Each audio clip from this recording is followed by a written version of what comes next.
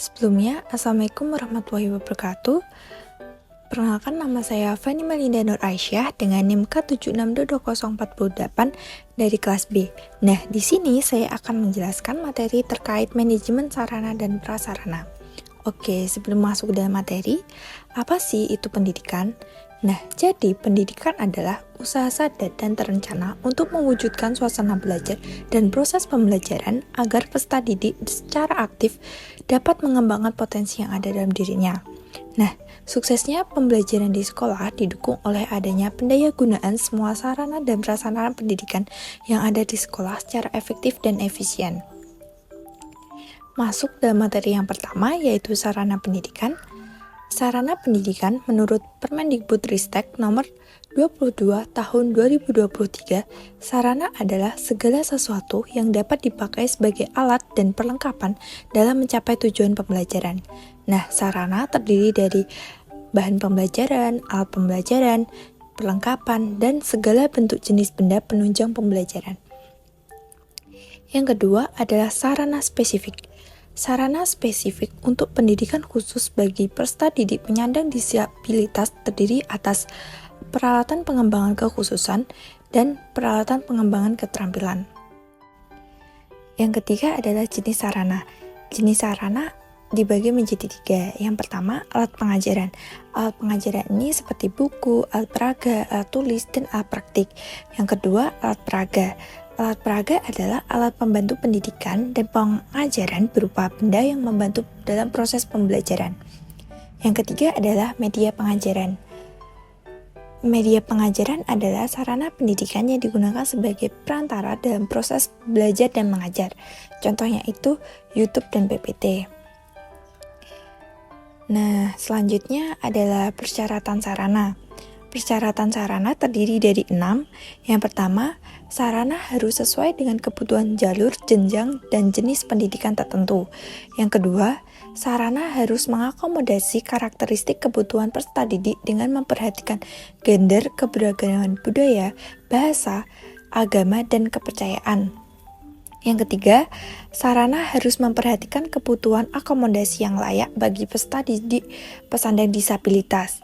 Yang keempat, sarana harus menggunakan sumber daya yang tersedia di lingkungan sekitar satuan pendidikan. Yang kelima, sarana harus memperhatikan keamanan, kesehatan, dan keselamatan. Yang keenam, sarana harus ramah terhadap kelestarian lingkungan. Oke, selanjutnya adalah contoh sarana. Nah, ini ada buku, proyektor, dan whiteboard. Materi selanjutnya adalah prasarana pendidikan. Nah, prasarana pendidikan menurut Permendikbudristek nomor 22 tahun 2023, prasarana merupakan fasilitas dasar yang dibutuhkan untuk menjalankan fungsi satuan pendidikan. Prasarana terdiri dari lahan, bangunan, dan ruang. Yang kedua adalah prasarana spesifik. Menurut Permendikbudristek nomor 22 tahun 2023, prasarana spesifik sebagaimana dimaksud dikelompokkan menjadi 3, yaitu yang pertama, prasarana spesifik pada pendidikan usia dini yaitu ruang kegiatan literasi anak dan ruang laktasi. Yang kedua, prasarana spesifik pada pendidikan kejuruan yaitu ruang praktik. Yang ketiga, sarana spesifik pada pendidikan khusus bagi peserta didik penyandang disabilitas yaitu ruang pengembangan kekhususan dan ruang pengembangan keterampilan. Oke, selanjutnya ada jenis prasarana. Jenis prasarana menurut Permendikbudristek nomor 22 tahun 2023, jenis prasarana sebagai berikut. Yang pertama ada ruang kelas, ruang perpustakaan, ruang laboratorium, ruang administrasi, ruang beribadah, ruang olahraga dan bermain, kantin, dan toilet. Selanjutnya, persyaratan lahan. Menurut Permendikbudristek nomor 22 tahun 2023 menetapkan persyaratan lahan pendidikan mencakup yang pertama, luas yang memadai untuk fasilitas dan jumlah siswa. Yang kedua, area terbuka hijau penting untuk pembelajaran dan ekologi. Yang ketiga, Lokasi aman sesuai peraturan dan diizinkan pemerintah daerah. Yang keempat, status tanah yang jelas dan aksesibilitas. Dan kelima, akses jalan yang baik dan layanan untuk penyandang disabilitas. Selanjutnya yaitu persyaratan bangunan.